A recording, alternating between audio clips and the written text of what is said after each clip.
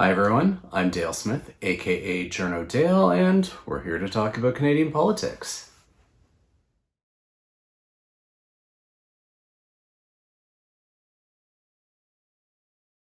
All right, it's time to take your questions, and we are starting on the Patreon this week. First question from Ellen Herman, who asks, the Israeli media has been reporting lately that the RCMP are currently undertaking an investigation of potential war crimes done by Israeli Canadians serving in the IDF. Since the current conflict began, they issued an opaque statement, et cetera, et cetera. Okay, his question.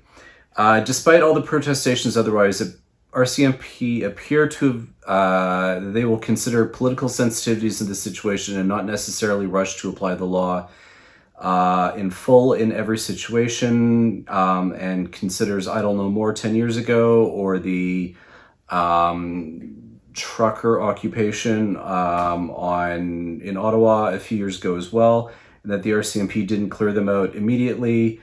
And can I speak to how the RCMP approach politically sensitive situations when it comes to determining how to apply the full extent of the law, and how responsive are the RCMP to political direction from cabinet? So RCMP are really not responsive to political direction because you're not supposed to give the police political direction. We don't live in a police state. The RCMP are operationally independent.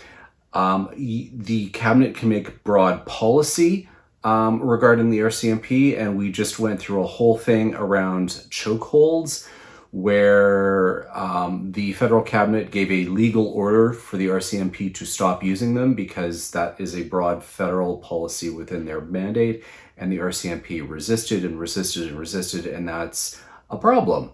Part of the issue with the question here, however, is the RCMP were not necessarily police of jurisdiction in a lot of the Idle No More stuff that we saw, or with the occupation in Ottawa. A lot of those were different police of jurisdiction. So Idle No More, we saw a lot of those where like OPP was in many cases the police of jurisdiction. When we had certain rail blockades, for example, in 2020, again, that was OPP who were the police of jurisdiction and not the RCMP. And with the occupation in Ottawa, the Ottawa police were the police of jurisdiction, and OPP as well to an extent because it was within Ontario, and the Ontario government did not really devote policing resources to that situation. So RCMP had almost nothing to do with that until the very end when the Emergencies Act got invoked, and Ottawa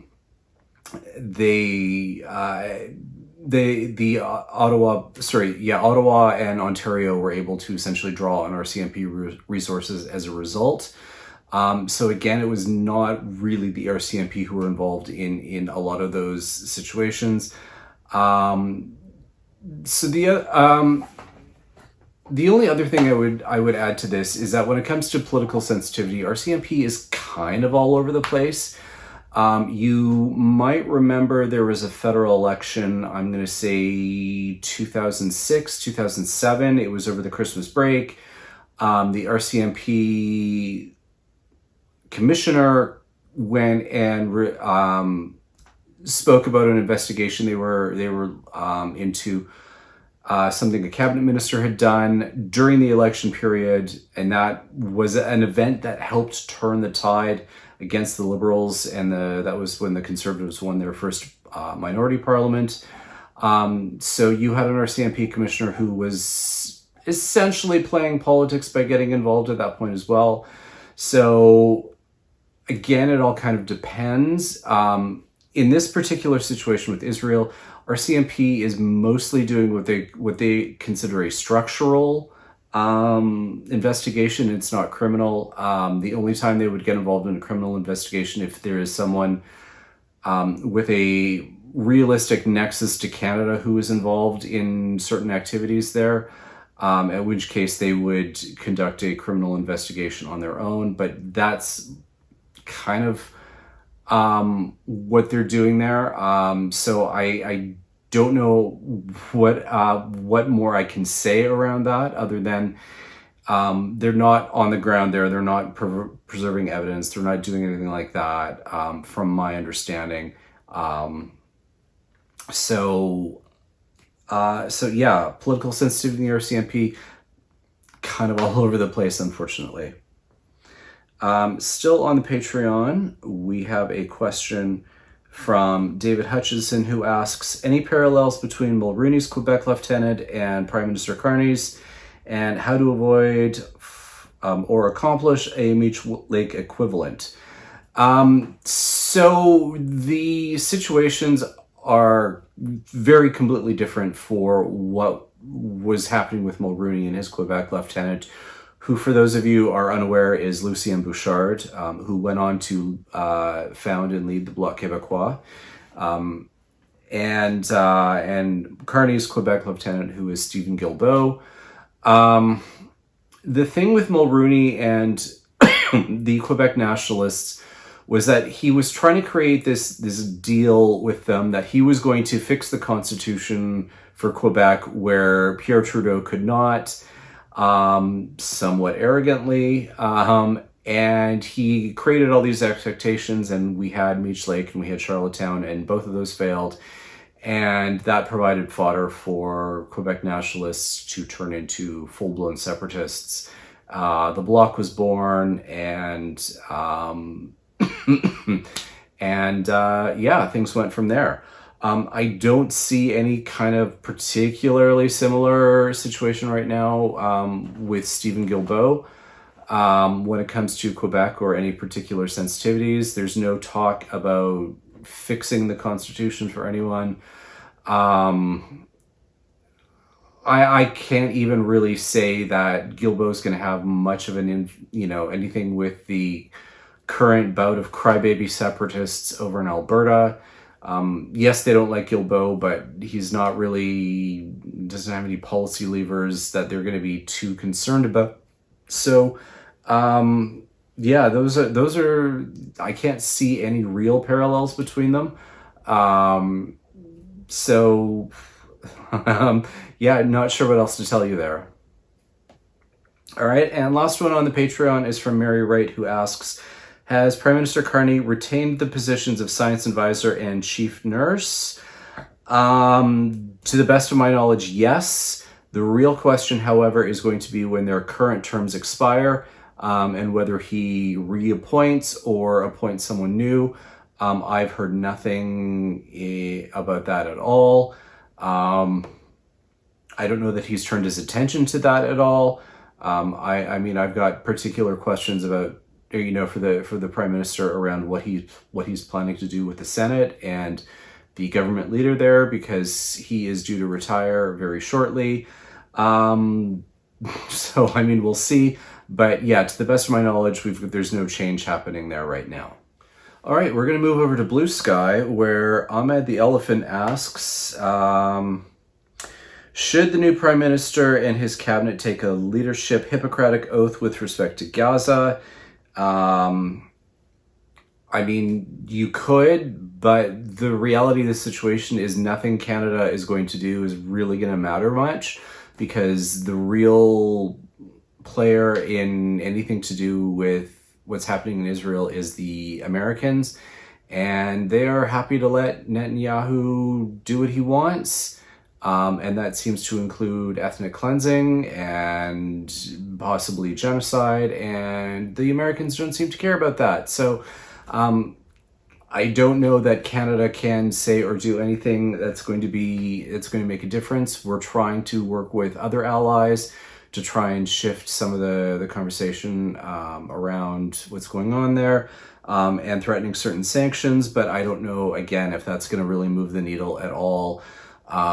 So yeah, sorry, not sure there's any more I can say there. Also on Patreon, on Bluesky, Patricia Sutherland asks, what happened with the vote on the reply to the speech from the throne? Why was it such a big news story and then fizzled? So it was a big news story because it was ostensibly going to be a confidence vote. It should not have been, because there was nothing in the amendments to the reply that the opposition parties had passed had put into it that called it a confidence vote, but the House leader then said it was going to be a confidence vote. So it would have been, and it seems to me that was more about just trying to get certain opposition parties to put up or shut up. But what ended up happening was that Mark Garneau passed away that day, and the news broke just before that vote was supposed to happen. And it sounds like everyone just was like, we don't want to deal with this right now. So they just passed it on division. For the lay audience, what that means is that the parties basically come to an agreement to disagree. So they'll say, we'll let this pass. But we disagree on it, but we're not going to take a recorded vote. There are very many political reasons for that. Sometimes people don't want, with certain bills, they don't necessarily want to be, have their standing vote recorded as being opposed to certain things. There's been some pieces of, social policy around that. But I guess it was also a bit of a way of saving face. For example, the NDP, who made a big song and dance that day about how they were going to vote against it, and the Bloc ostensibly would have been forced to vote for it. But nobody apparently had any appetite for theatrics after that, so they just let it pass on division.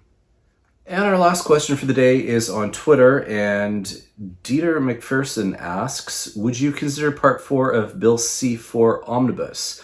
Now, for those of you who are unaware, Bill C-4 is, and I had it here, it's the bill around the income tax cut to remove the consumer carbon levy from legislation.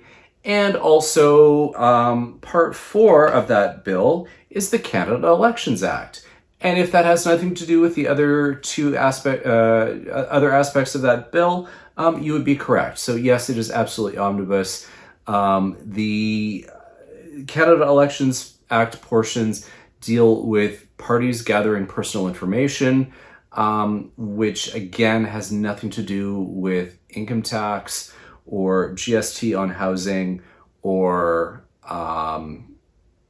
the consumer carbon levy. And these guys should know better. But yeah, this is where we are, and it's just making a giant headache for people like me. So there you go.